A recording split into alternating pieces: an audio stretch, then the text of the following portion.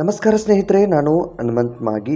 ದರ್ಶನ್ ವಿಚಾರಕ್ಕೆ ಸಂಬಂಧಪಟ್ಟ ಹಾಗೆ ಒಂದಿಷ್ಟು ಮಹತ್ವದ ಬೆಳವಣಿಗೆಗಳು ಆಗಿರ್ತಕ್ಕಂತಹದ್ದು. ಕೊಲೆ ಆರೋಪದಲ್ಲಿ ದರ್ಶನ್ ಜೈಲು ಪಾಲಾಗಿರ್ತಕ್ಕಂಥ ವಿಚಾರ ನಿಮ್ಗೆಲ್ರಿಗೂ ಕೂಡ ಗೊತ್ತೇ ಇದೆ. ಈ ಒಂದು ಕುರಿತಾಗಿ ಇವತ್ತು ಒಂದಿಷ್ಟು ವಿಚಾರಣೆ ಕೂಡ ನಡೀತಾ ಇದೆ. ಆ ಒಂದು ವಿಚಾರಕ್ಕೆ ಸಂಬಂಧಪಟ್ಟ ಹಾಗೆ ಒಂದಿಷ್ಟು ಮಾಹಿತಿ ಕೂಡ ಈಗ ಲಭ್ಯವಾಗ್ತಾ ಇರುವಂಥದ್ದು. ಆ ಒಂದು ಮಾಹಿತಿಯನ್ನು ಕೂಡ ಗಮನಿಸ್ತಾ ಹೋಗೋಣ.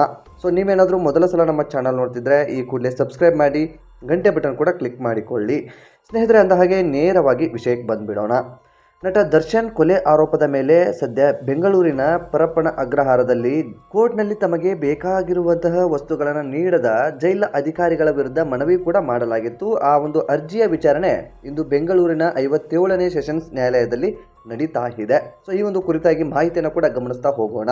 ಜೈಲಾಧಿಕಾರಿಗಳು ಕೋರ್ಟ್ ಆದೇಶ ಪಾಲಿಸದ ಆರೋಪದಡಿಯಲ್ಲಿ ಕೋರ್ಟ್ನಲ್ಲಿ ಕೊಲೆ ಆರೋಪಿ ದರ್ಶನ್ ಅರ್ಜಿಯನ್ನು ಕೂಡ ಸಲ್ಲಿಸಿದ್ರು. ಆ ಒಂದು ಅರ್ಜಿಯ ವಿಚಾರಣೆ ನಡೀತಾ ಇರುವಂತಹದ್ರಲ್ಲಿ ತನಿಖೆಗೆ ಕೋರ್ಟ್ಗೆ ಖುದ್ದು ಹಾಜರಾಗಿರ್ತಕ್ಕಂತಹದ್ದು ಜೈಲು ಅಧಿಕಾರಿಯಾಗಿರ್ತಕ್ಕಂಥ ಅಥವಾ ಜೈಲು ಅಧೀಕ್ಷಕ ಆಗಿರ್ತಕ್ಕಂತಹ ಸುರೇಶ್ ಅವರು ಕೋರ್ಟ್ಗೆ ಕೂಡ ಹಾಜರಾಗಿದ್ದರು. ಈ ವೇಳೆ ಜೈಲು ಅಧೀಕ್ಷಕ ಸಂಪೂರ್ಣ ವರದಿಯನ್ನು ಕೂಡ ಸಲ್ಲಿಸಿದ್ದಾರೆ. ಏನೇನೆಲ್ಲ ಆಗಿದೆ, ಏನೇನೆಲ್ಲ ಬೆಳವಣಿಗೆಗಳು ಆಗಿದೆ, ನಾವು ಅವರಿಗೆ ಏನೇನೆಲ್ಲ ನೀಡ್ತಾ ಇದ್ದೀವಿ ಎಂಬುದನ್ನು ಕೂಡ ಅವರು ನೀಡಿದ್ದಾರೆ.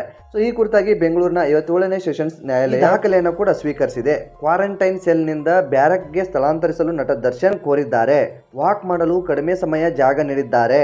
ಜೈಲಾಧಿಕಾರಿಗಳು ಕೋರ್ಟ್ ಆದೇಶ ಪಾಲಿಸದ ಆರೋಪ ಹಿನ್ನೆಲೆಯಲ್ಲಿ ಕೋರ್ಟ್ನಲ್ಲಿ ಇದೀಗ ಕೊಲೆ ಆರೋಪಿ ದರ್ಶನ್ ವಿಚಾರಣೆ ಕೂಡ ನಡೀತಾ ಇದೆ.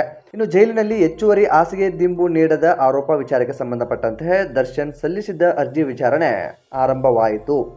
ಜೈಲು ಅಧಿಕಾರಿಗಳ ಪರವಾಗಿ ಎಸ್ಪಿಪಿ ಪ್ರಸನ್ನ ಕುಮಾರ್ ವಾದ ಆರಂಭಿಸಿದರು. ಜೈಲು ಕೈಪಿಡಿಯಂತೆ ಕ್ರಮ ಕೈಗೊಳ್ಳಲಾಗಿದೆ. ಟೆಲಿಫೋನ್ ವಿಡಿಯೋ ಕಾನ್ಫರೆನ್ಸ್ ವ್ಯವಸ್ಥೆ ಸಹ ಮಾಡಲಾಗಿದೆ. ಚಾದರ್ ಹಾಸಿಗೆ ದಿಂಬು ಕೊಡಲಾಗಿದೆ. ಪಲ್ಲಂಗ ಕೇಳಿದರೆ ಕೊಡಲು ಅವಕಾಶ ಇಲ್ಲ. ಓಡಾಡಲು ಅವಕಾಶ ಕೇಳಿದ್ರು ಅದನ್ನು ಸಹ ನಾವು ಮಾಡಿಕೊಟ್ಟಿದ್ದೀವಿ ಅನ್ನೋ ರೀತಿಯಲ್ಲಿ ವಾದವನ್ನು ಮಾಡಿರ್ತಕ್ಕಂಥದ್ದು. ಸೊ ಈ ಒಂದು ಕೇಸ್ನ ಸಂಪೂರ್ಣವಾದಂತಹ ಮಾಹಿತಿನ ನಾನು ನಿಮಗೆ ಸಂಕ್ಷಿಪ್ತವಾಗಿ ಹೇಳ್ಬಿಡ್ತೀನಿ, ಕೇಳಿಬಿಡಿ.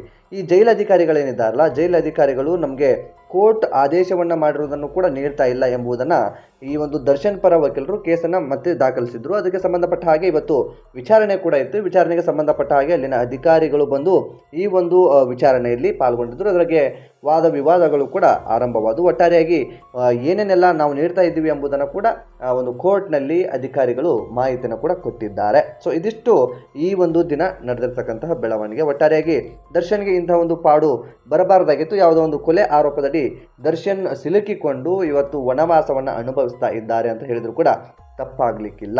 ಸೊ ಈ ಒಂದು ಬೆಳವಣಿಗೆಯ ಬಗ್ಗೆ ನಿಮ್ಗೆ ಏನು ಅನ್ಸುತ್ತೆ ಸ್ನೇಹಿತರೆ, ಕಾಮೆಂಟ್ ಬಾಕ್ಸಲ್ಲಿ ಮೆನ್ಷನ್ ಮಾಡಿ. ನೀವೇನಾದರೂ ಸಬ್ಸ್ಕ್ರೈಬ್ ಮಾಡಿಕೊಳ್ಳದೇ ವಿಡಿಯೋ ನೋಡ್ತಾ ಇದ್ರೆ ಈ ಕೂಡಲೇ ಸಬ್ಸ್ಕ್ರೈಬ್ ಮಾಡಿ, ಗಂಟೆ ಬಟನ್ ಕೂಡ ಕ್ಲಿಕ್ ಮಾಡಿಕೊಳ್ಳಿ. ಮತ್ತೆ ಮುಂದಿನ ವಿಡಿಯೋದಲ್ಲಿ ಸಿಗೋಣ.